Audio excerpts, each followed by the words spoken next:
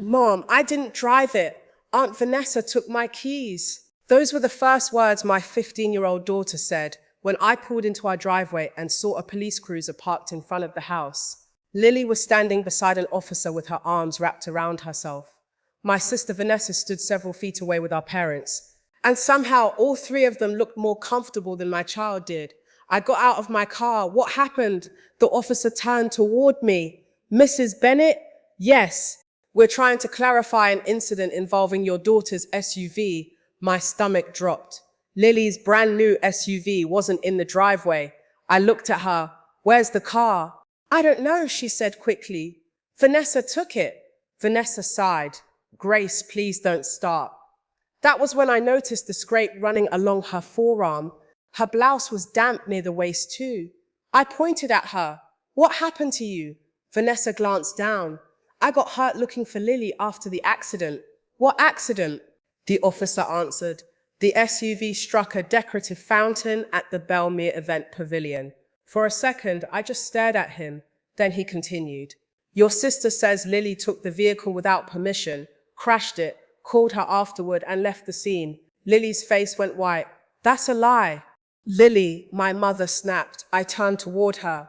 Elaine had that familiar expression, the one she always wore right before explaining why Vanessa's latest disaster somehow required everyone else to make sacrifices. Grace, she said, don't make this worse by defending her before you know what happened. My father nodded. She's been obsessed with driving that car since you bought it. I looked from him to my mother, then to Vanessa, and something became very clear. They weren't confused. They had already chosen their story. The SUV had been meant for Lily's 16th birthday. I'd saved for years to buy it.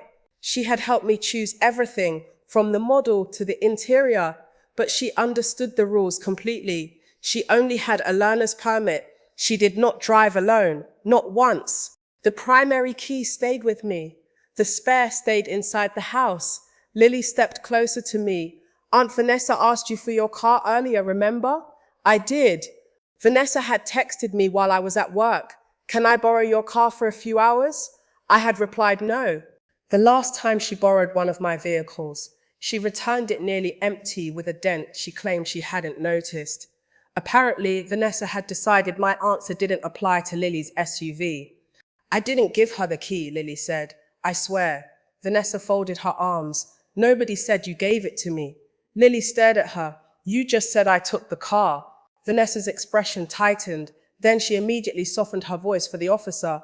I don't want Lily arrested. She's my niece. I love her. I just think she needs consequences before something worse happens. I almost laughed. Not because anything was funny, because the performance was so calculated that for 1 second I couldn't believe she was actually doing it. My sister had apparently crashed my daughter's brand new SUV into a fountain, and now she was standing in my driveway pretending she was protecting Lily from herself. I opened my mouth, then my phone vibrated. A notification filled the screen. Vehicle collision detected. I looked down without saying anything. The manufacturer's app showed the crash location. Belmere Event Pavilion. Then the time. Then the active driver profile. And beneath that was a connected device, Vanessa's phone. I looked up at her. She was still talking to the officer. Still calm. Still confident. I checked the notification again. There were references to vehicle connectivity data and an emergency event log, meaning the SUV might have recorded far more than Vanessa realized. I locked my phone. Lily, I said, don't answer anything else without me. Vanessa looked almost relieved. She mistook my silence for panic. My mother walked over and lowered her voice. Grace, think about this carefully. I am. Lily is young. I stared at her. What does that have to do with anything? Elaine glanced toward Vanessa. Then she said the sentence that changed everything. Just let Lily take the lesson. Vanessa has too much to lose. I didn't answer. I didn't need to. My mother had just admitted more than she understood. I turned to the officer. My daughter won't be answering further questions until I've spoken with counsel. We'll cooperate fully after that. Vanessa gave me a tiny smirk. She thought I was buying time because Lily was guilty. I put my arm around my daughter and walked her inside. The second the door closed, Lily started crying. Mom, they're lying. I know. You believe me? Yes. I took out my phone and screenshotted every detail from the crash alert. Then I called the automaker's emergency data department. After verifying my ownership information, I explained that the vehicle had been involved in a collision and there was now a dispute over who had been driving. The representative paused. There may be additional crash event and connectivity records associated with the vehicle. Can those records be preserved? Yes, do it. I walked to the front window while she processed the request. Outside, Vanessa was talking confidently to the officer while my parents stood beside her. 3 adults, one terrified 15-year-old, and a story they apparently believed nobody could disprove. The representative came back on the line. Mrs. Bennett, the preservation request has been submitted. I watched my sister laugh at something my father said, and one thought settled into my mind. If Vanessa was willing to frame my 15-year-old daughter to save herself, how many members of my family had already agreed to help her do it? My parents came back that evening without Vanessa. That alone told me something. They weren't there to ask what happened. They were there to negotiate. Lily was upstairs when the doorbell rang. I opened the door and found my father standing with his hands in his coat pockets, while my mother held her purse against her chest. "Can we come in?" Elaine asked. I stepped aside. Richard walked straight into the living room.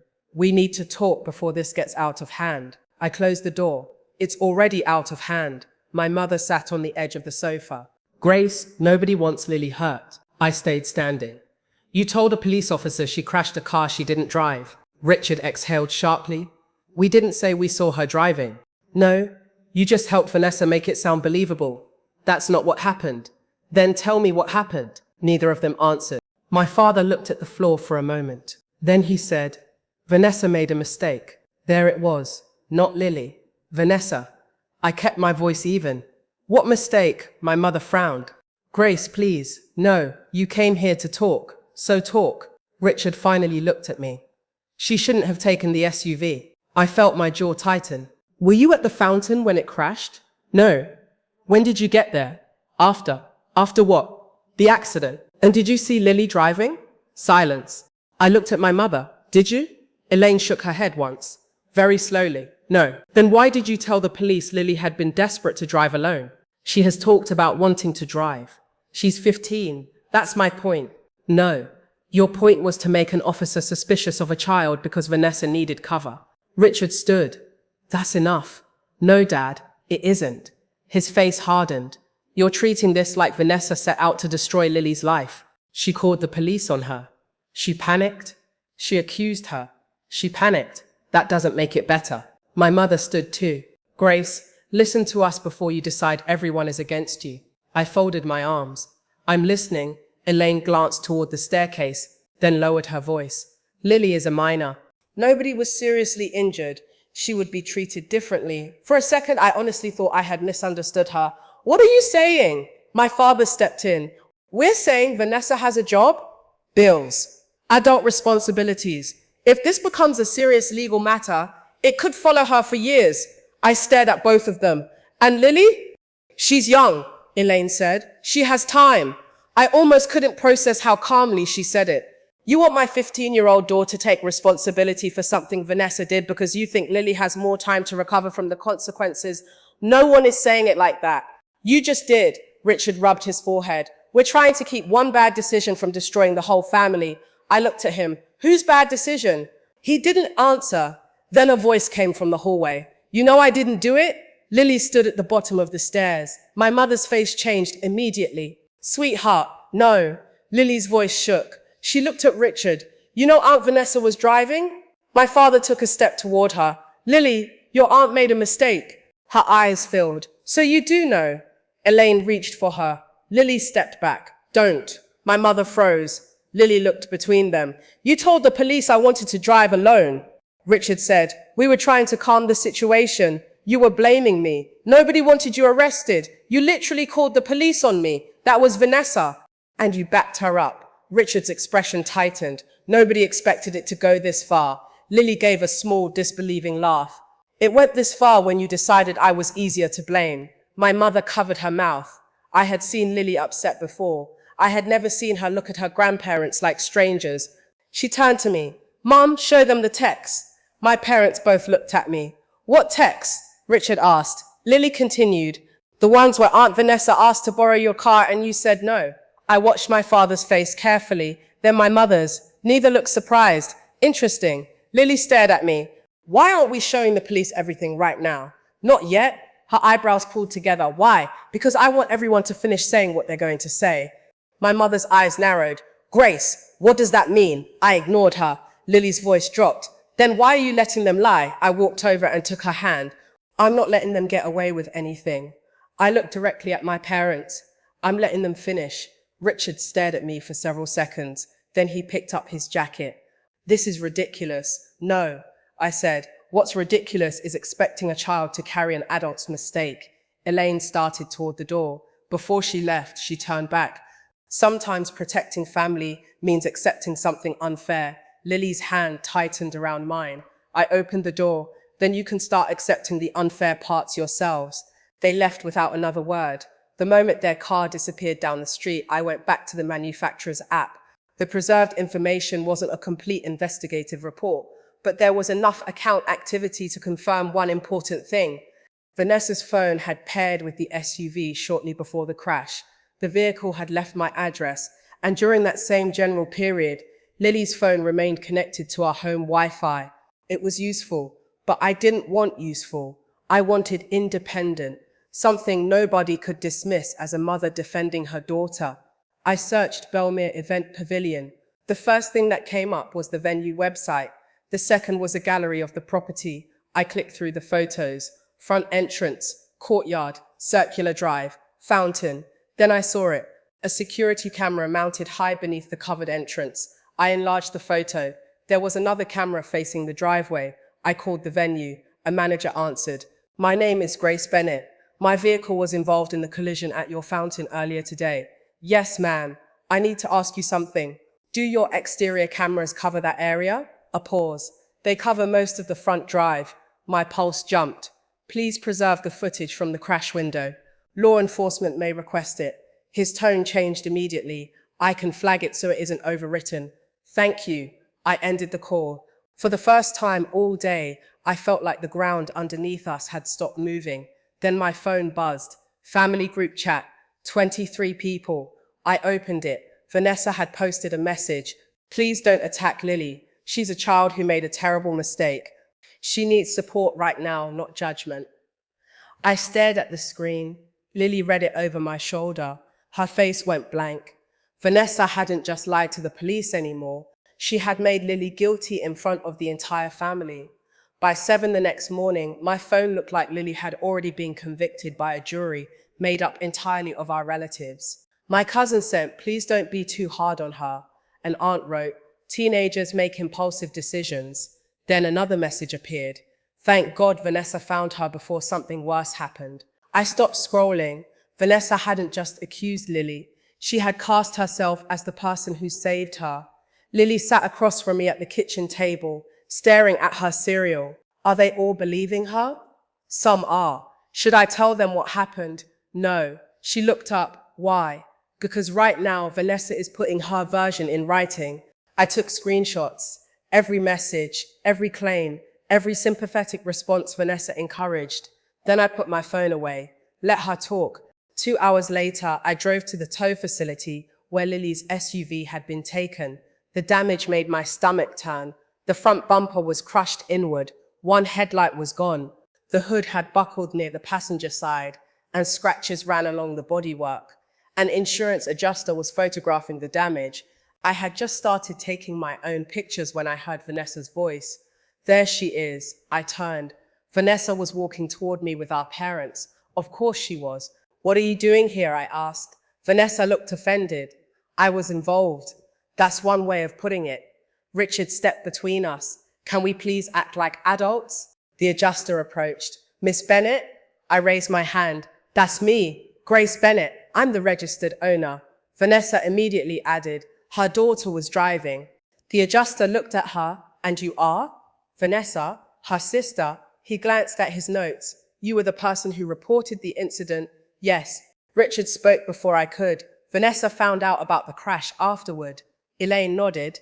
Lily had been desperate to drive that car alone. I looked at my mother. She wouldn't meet my eyes. The adjuster returned his attention to Vanessa. Walk me through what you understand happened, Vanessa started confidently. Lily lost control coming around the front drive. The SUV slid toward the fountain, clipped the curb and hit it on the front passenger side. The adjuster looked at the damage. Vanessa kept going. She said there was some warning flashing on the dashboard afterward, something about the collision system. I stopped taking pictures. So did the adjuster. He looked up. What warning? Vanessa hesitated. The collision warning. And how do you know what appeared on the dashboard? Silence. It lasted maybe 2 seconds, but those were the longest 2 seconds Vanessa had experienced since this began. I told you, she said. Lily called me. The adjuster waited. She told you exactly what warning appeared? Yes. Vanessa crossed her arms. She was hysterical. She told me everything. The adjuster wrote something on his clipboard. Vanessa watched his pen move. For the first time, she looked uncomfortable. I said nothing. Outside the tow yard, Vanessa followed me toward my car. Grace, I kept walking. Grace, stop. I turned. Our parents remained near the entrance. Vanessa lowered her voice. You need to stop pushing this. Pushing what? You know exactly what I mean. I really don't. Her jaw tightened. If you keep making this into some investigation, Lily is the one who's going to suffer. There it was again, not concern, a threat dressed as advice. I stepped closer. You crashed her car, Vanessa. Her eyes flicked toward the building. You can't prove that. I didn't answer. That seemed to make her more nervous. Nobody saw who was driving, she continued. So think carefully before you start throwing accusations around. I studied her face. Then I asked one question. Are you sure about that? Her expression changed.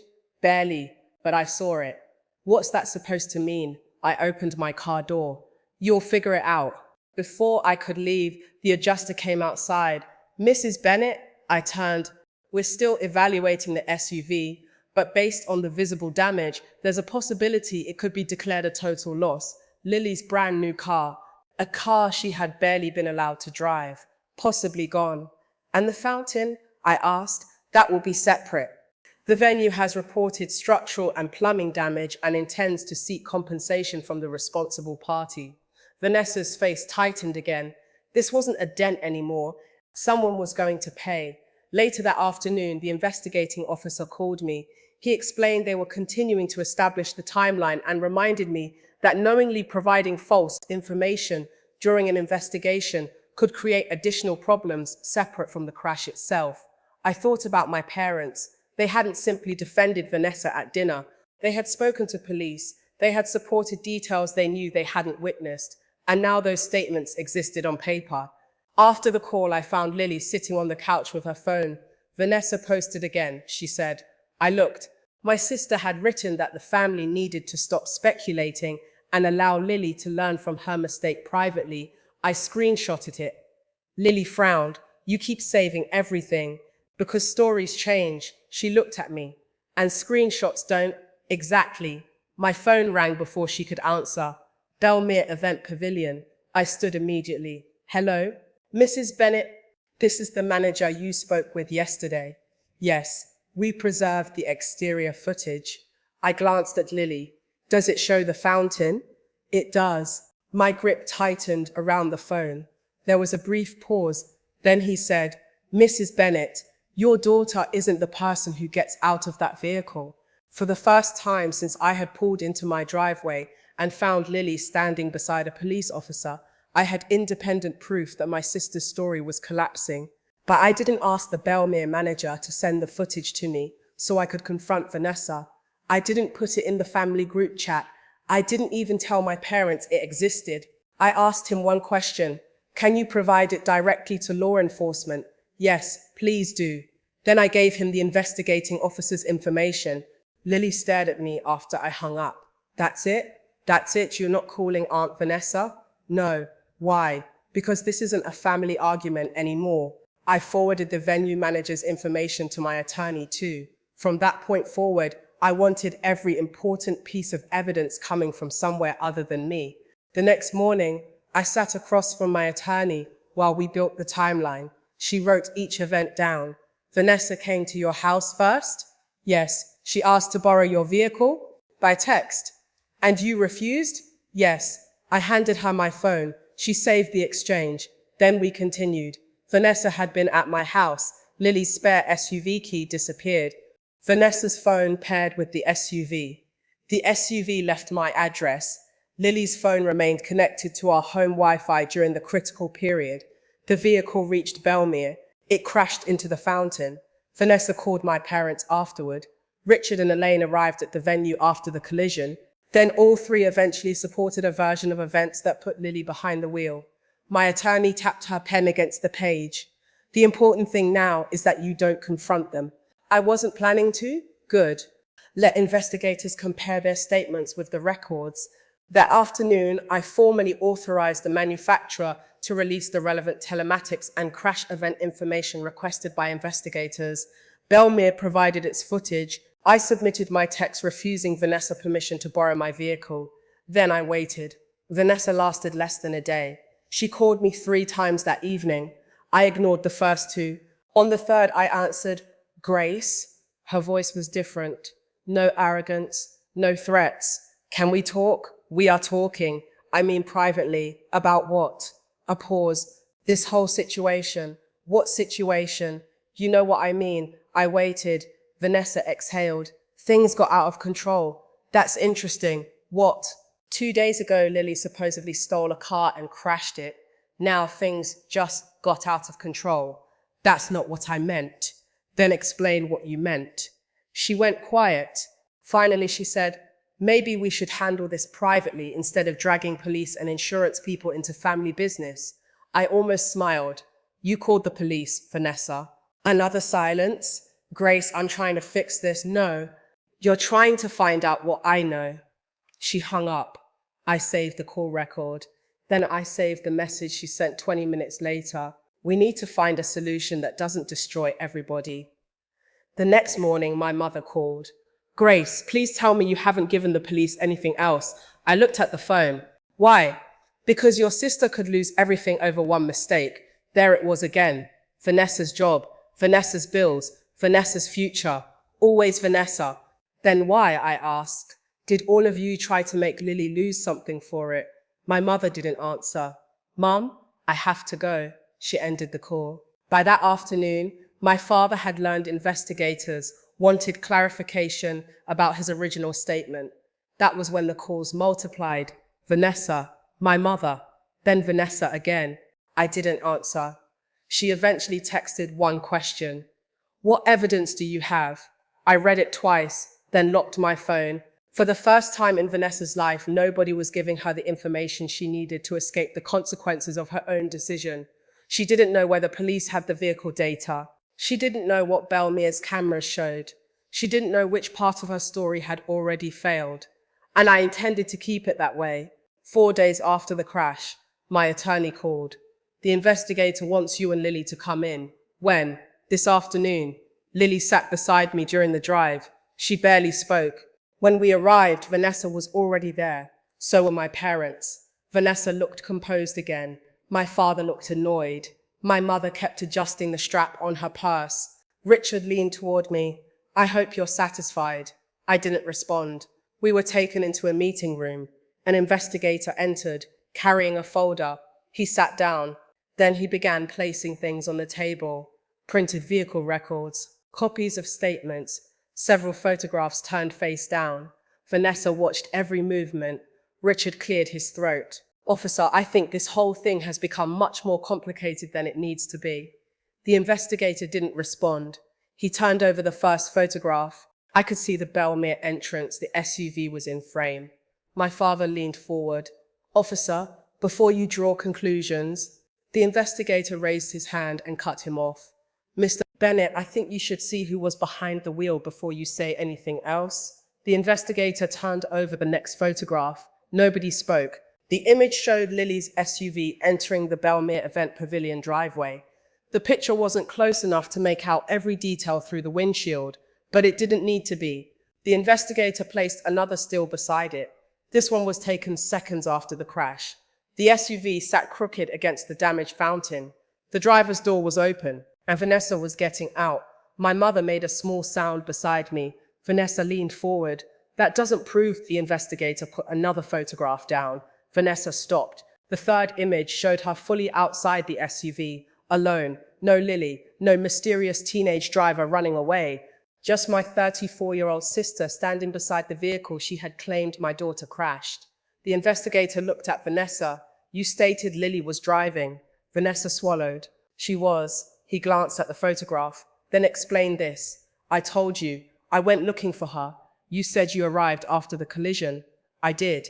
And yet the exterior footage shows this vehicle entering the property approximately 2 minutes before the collision. He slid a printed page across the table. It also shows a device associated with your phone connected to the vehicle. Vanessa looked at me. That was the moment she understood. I hadn't been silent because I was afraid of her. I had been silent because I was waiting. The investigator continued.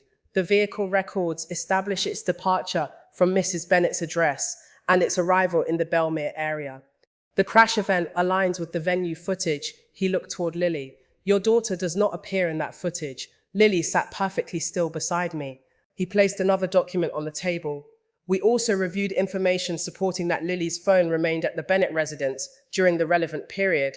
Richard shifted in his chair. Well, teenagers leave their phones behind all the time. The investigator looked at him. Mr. Bennett, did you personally see Lily driving the SUV? My father hesitated. No. Did you personally see Lily at Belmere? No. Then why did your original statement support the claim that she had been driving? I repeated what I had been told. By whom? My father looked at Vanessa. My sister's face changed. Dad. Richard said nothing. The investigator turned toward Elaine. Mrs. Bennett, did you see Lily driving? My mother shook her head. No. Did you see her at the venue? No. Then neither of you witnessed the event you helped attribute to her. Elaine gripped her purse with both hands. We were trying to help. Lily finally spoke. Help who? My mother looked at her. Lily's voice was quiet. Because it wasn't me. Sweetheart, don't call me that right now. Elaine closed her mouth. The investigator returned his attention to Vanessa. We need the accurate version.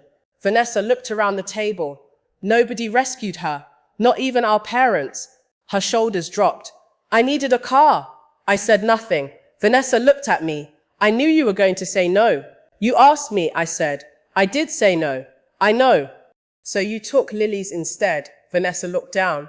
I saw the spare key. Lily stared at her. You stole my key. I borrowed it. No, I said. You took it after being denied permission to use a vehicle. Vanessa rubbed her forehead. I wasn't thinking. The investigator said, continue. Vanessa took a long breath. I drove to Belmere. She hesitated before admitting she had been drinking earlier that day. Not a lot. I didn't think I was impaired. The investigator didn't argue with her characterization. He simply kept listening.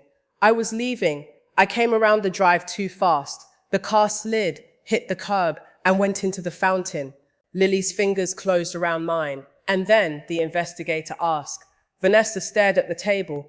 I panicked. Who did you call? My parents. Richard's head snapped toward her. Vanessa. What? She said. They already know. The investigator looked at my parents. Vanessa continued. They came over and Lily, she was never there. Those 5 words changed the room. Not because I hadn't known them, not because Lily hadn't known them, but because Vanessa had finally said them out loud, in front of everyone. Lily was never there. The investigator asked, how did Lily become part of your account? Vanessa started crying. I thought because she was 15 it wouldn't be as serious. Lily stared at her aunt. Vanessa continued, I thought they'd treat it like a kid taking a car without permission. I wasn't trying to get her arrested. You called the police, Lily said. I panicked. You keep saying that like it changes what you did. Vanessa wiped her face. I'm sorry. Lily didn't respond. The investigator looked at Richard and Elaine. When did you learn Vanessa was driving? Neither answered immediately. Finally, my father said, when we got to Belmere. So before you spoke with police? Richard's jaw tightened. Yes. My mother started crying. We thought we could keep this from ruining Vanessa's life. Lily looked directly at both of them. There was no anger in her voice when she asked the question. That made it worse. When you thought somebody had to get blamed, why was I easier to sacrifice? Elaine covered her mouth. No answer came. Richard leaned forward. Lily, we were trying to protect the family. I looked at him. Lily is your family. He went silent. Vanessa suddenly turned toward our parents. You told me we could handle this. Richard stared at her. Don't you dare put this on us. You said Lily was young. You said nothing serious would happen. You crashed the car. And you told me what to say. Their alliance disappeared almost instantly. The same three people who had stood together in my driveway were now pointing at one another. Because protecting Vanessa had always been easy when Lily was paying the price. It became much harder once the consequences started moving in their direction. The investigator ended the argument. This isn't the place for you to determine responsibility among yourselves. He explained what happened next without making promises about charges or outcomes. The investigation would proceed based on the corrected evidence. Lily was no longer being treated as the person responsible for taking or crashing the SUV. Vanessa's actions surrounding the vehicle, the collision, and the report would be reviewed. My parents' statements would also be considered against what the evidence now established they had actually witnessed. We left the room without Vanessa. Outside, Lily stopped on the sidewalk. Mom? Yeah? Is it really over for me? I looked at her. The part where they get to blame you is, she wrapped both arms around me. I held her there. The financial consequences took longer. The SUV was ultimately handled through the insurance process, with responsibility and recovery pursued according to the policy and the evidence. Belmere also sought compensation for the damage to its fountain, including the structural and plumbing repairs. Vanessa learned quickly that calling something borrowing did not create permission. My attorney sent her a formal demand covering the losses that remained my responsibility after the insurance process. The family group chat became strangely quiet. Vanessa's old messages were still there. Please don't attack Lily. She's a child who made a terrible mistake. She needs support right now. I could have posted every photograph. I could have uploaded the records. I could have humiliated Vanessa in front of every relative who had believed her. I didn't. I wrote one message. Lily was not driving the SUV. Independent evidence established who was. Lily should never have been publicly blamed for an incident she had nothing to do with. I won't be discussing an active matter beyond that. Then I muted the chat. Several relatives contacted Lily directly to apologize. One aunt called me and admitted she should never have assumed Vanessa was telling the truth. Others simply disappeared. Vanessa stopped posting. A few days later, my parents came to my house. This time I didn't invite them inside. Elaine stood on the porch. Can we talk? We are. My father frowned. Grace, this is destroying the family. No. What happened at Belmere exposed the family. Elaine looked exhausted. We made a terrible decision. Yes, we were scared. So was Lily. She's still your sister. I looked at my mother. And Lily is still my daughter. Elaine looked away. I told them exactly what would change. Vanessa would not have access to Lily. She would never borrow anything of mine again. My parents would not spend time alone with Lily unless Lily became comfortable with that. And I would never again participate in a family conversation where protecting Vanessa required everybody else to pretend reality was negotiable. Richard shook his head. You're punishing us forever. No. I'm telling you what trust costs after you destroy it. They left. For once, I didn't chase after them. I didn't call later to smooth things over. I didn't apologize for making anyone uncomfortable. The damaged SUV was eventually resolved, but I refused to let Vanessa turn that car into something Lily associated only with betrayal. When Lily reached the appropriate age and licensing stage, I combined the insurance money with some of my own savings and replaced it. Her first few driving lessons were different. She was cautious in a way she hadn't been before. At intersections, she checked twice, sometimes 3 times. I never rushed her. I sat in the passenger seat and let her rebuild her confidence 1 mile at a time. My parents continued reaching out. I never promised them permanent estrangement, but I gave them one requirement: accountability first. Not family is family, not Vanessa made a mistake, not everyone needs to move forward. Accountability. Because I finally understood something I should have understood years earlier. My parents had trained me to believe being the responsible daughter meant absorbing whatever the irresponsible daughter caused. I could tolerate that when it was directed at me. But the moment they tried to teach my daughter the same lesson, something in me changed permanently. Months later, Lily and I came home from a supervised driving lesson. She pulled into our driveway. straightened the wheel, and parked perfectly between the lines. She looked over at me. I nailed it. I smiled. You did. She turned off the engine and climbed out. I stayed in the passenger seat for another second. I looked at the empty space beside the center console. No spare key waiting for Vanessa. No family member deciding that what belonged to Lily could be taken because Vanessa wanted it. No 15-year-old expected to sacrifice her future because an adult had too much to lose. And I realized the most important thing I recovered from that crash was never the car. It was my daughter's certainty that when the whole family chose the lie, her mother would still choose her.